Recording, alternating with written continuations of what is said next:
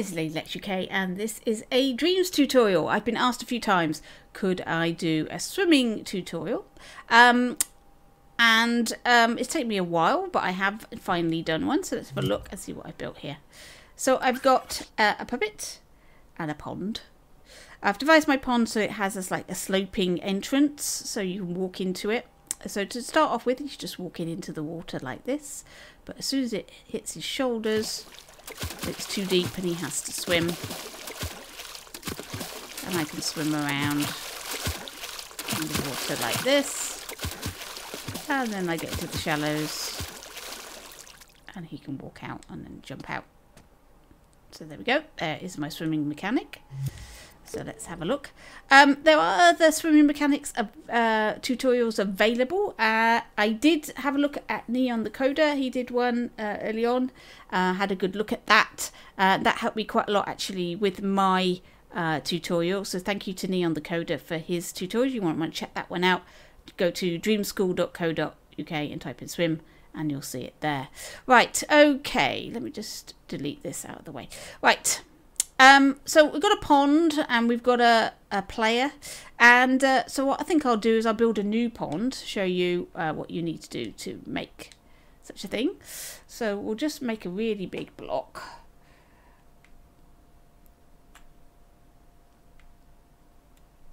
Make our ground and we'll put that up against the one we got before.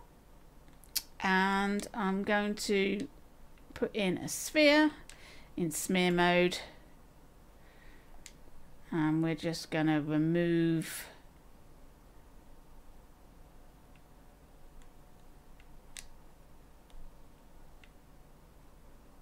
some of this. We want some of it to be deeper. You can go all the way through to the sky if you want, depending on what you want for your pond. That'll do. We got a nice varied depth in that particular pond. I'm going to put in a slope so that my player definitely has a way in. So I'm just going to add a slope. There we go. So it drops off, gets quite deep down there. Right, there we go. So there's my pond. Now I'm going to put in, as a new sculpture, that's quite important, the water. I'm going to colour this blue so that I know that this is the water cube. It's going to be invisible, so you can have it any colour you like. Red doesn't matter. And what we're going to do is we're going to get it so that it's just a little bit bigger than the pond. And we're going to lay it in there like that. And that's our water level. Like so. Maybe a little bit lower. There we go. That's about right. Okay, so there is our pond. And I'll just turn the floor off so we can see it a bit clearer. There we go. And we're going to label up our pond. So first of all, we're going to make it non-collidable. So we don't want the player to collide with this. He doesn't want it walking on the water. We want him to go into it. So we make it non-collidable. And we're going to give it a label. We're going to call it scenery. And I'm going to change the audio surface type to liquid. Just adds a little bit of something for when we're doing it. Okay, so that's that bit. Now we're going to put in our actual water, the one that we're going to see. So I'm going to put in a text displayer. This is going to act as our water. So I'm going to put my text displayer there just so I know it is my water. I'm going to enter just a space. Don't forget you need something in that text box, otherwise it's not going to display anything. Auto fit. And I'm going to choose a sort of turquoisey colour for my water. I'm going to make that slightly opaque. And I don't need the border or the shadow, so that's both gone. I'm going to make it in scene, and I'm going to allow rotation so that I can turn it and flatten it out this way. It might take a while to get this right, You need it at the right level for the water. Don't forget, this is just a visual thing. This is what the water is going to look like. So you want it so that it sits. Whoops, I've picked the wrong one. That's what I want. Right, there we go. And you can see I haven't got it at quite the right angle. You need it at the same angle as the blue. So we can just see the blue. It's going to take a while. Get this right. There we go, that'll do. Okay, so I've got that on.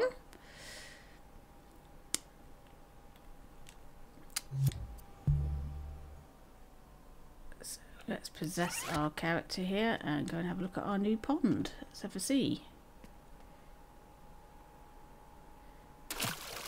Yep, it works. It's very opaque. So let's make it a little bit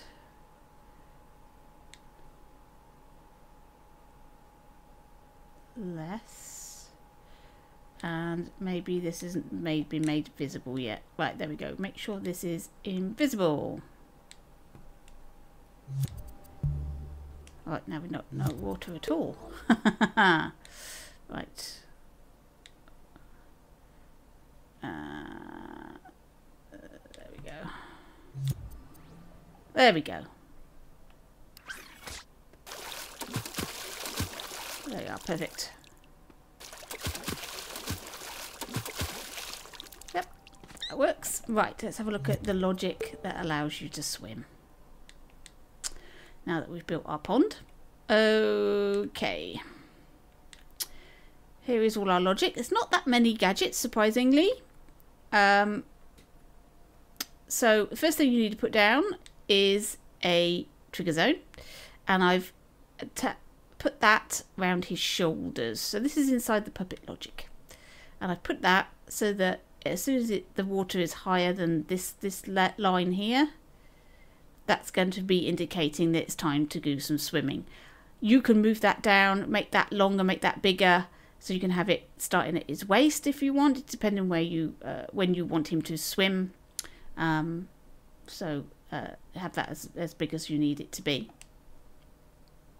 So everything comes off this trigger zone. So this is the indicator that that we are swimming and we're in some water. And this is looking for a label. Now remember, we put the label in that blue block, and it's looking for, at the moment it's both and non-collidables, both hidden or not hidden.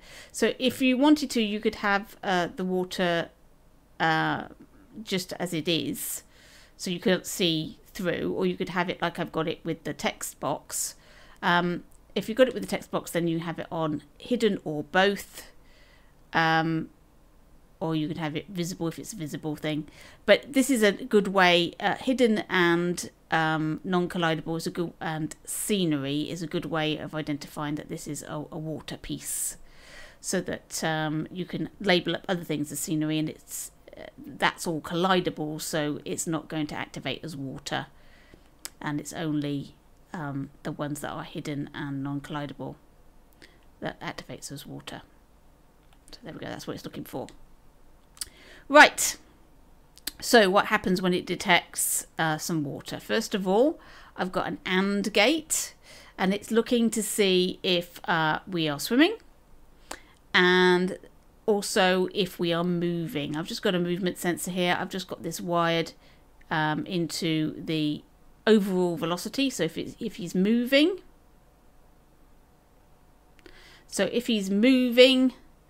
and he's swimming, then I've got a timeline, and inside my timeline here is my animation. I haven't done a particularly great animation. I'm not very good at animation, I do say. But it's got some keyframes here. So what I've done is I've lifted him up off his blue pedestal a bit in the air and created a swimming mechanic with his arms moving, his legs moving. You'll do a much better job than I've done there. I've also got a keyframe here, and that is powering on the special effects splashes. Again, I'm sure you'll do a better job than I've done. You might want to make it a bit more opaque than I've done, or a bit more see-through maybe. Whatever you want to do. There is my splashes. I just did some paint strokes, attached them to my puppet, but they only appear because the keyframe, if I can grab the painting, there we go. The keyframe is turning the power on, and normally the power is off, so you can't see it. So that's what that's doing. You do it for both of those. And then I've got some splashing sound effects that play as he swims. And this timeline is set to loop. There it is. So that is going to continually play if you're moving and you're in the water. Now, if you're not in the water, if you are in the water but you're not moving, so this is only powered on if you are in the water and it is not moving. It's going to play a signal generator. I haven't really played about with it. This is basically the default signal generator that generates a pulse every second. You can change that to how you want it. And I've just got a signal going into a keyframe. And what this does, if you look, you see I've just raised the pelvis up a little bit, and that creates a bobbing motion in the water as the signal pulses this keyframe. So there's your bobbing motion when he's floating in the water but not swimming. Right, what else is running here? Right, okay, so we've got a node here that's coming from our controller logic page. That is coming from the left stick. So I've put in a node to take a wire from the left stick, so we don't have to worry about that menu. And I've got it going into a splitter, and from the splitter it's going to an advanced mover. Now, instead of moving with the controller logic on its own here, we're moving our puppet in his animated position, and we're moving him around. So we want to be able to move him and not walk with him. So this is what this is going to do for us. So we've put the left and right into the X speed, and the up and down into the Z speed, like this. These speeds are set at the defaults, which is 3.7, which is fine. You can change the speed of this so you can swim faster if you wanted to. And we've left the Y, which is the up and down movement, completely blank, and made that 0. We've got 100 movement strength. The damp and the Y and the damp in Z, they're all relatively high, so that we've got strong movement there. And this is only powered on if we're in swimming mode. And that's it. Now, if you wanted to create a diving mechanic, like I said, Neon the Coder has done a tutorial. Check that out in Dream School. Type in swim. He's added in a mechanic here for the Y, where you can press the X and the circle, the cross and the circle buttons, so we can move up and down the water and create some sort of diving mechanic. This isn't what this tutorial is about. This is just about getting in the water and swimming, so I haven't added that. But there you go. This is it. So you've got your pool area, and you've got your swimming and your swimming effects, and that's about it. Let's just see it playing again. We get into our pool, and also you can decorate your pools so that you can see the bases of them with fish and all sorts of things going on. And there we go, and he can just walk out of his pond. He might have to jump out. If we go over to this pond, you'll notice if I go to the edges here, they sort of slope up, and if I'm standing, then he can jump out. But he will only be able to jump out if he is actually standing on the bottom. if he's just floating here, jump doesn't work. So he's not going to leap out like a dolphin. And I think that's good, because that's not what human beings do. So if he's standing on the edges here, then he can leap out. Otherwise, you'll have to get to a shallow area so that you can do it. There we go. There's my swimming tutorial. Hope that was useful for you. I will be launching this into the Dreamiverse as a demo, and I will put a link in the description. I've also got a collection of all the demos that I've done for all the tutorials. Starting to put demos in for most of the tutorials that I'm doing, so that you've got something to look at as well as the video, and you can play about with it to your heart's content. They will all be public and remixable. Right, thanks for watching, and I'll catch you in your dreams.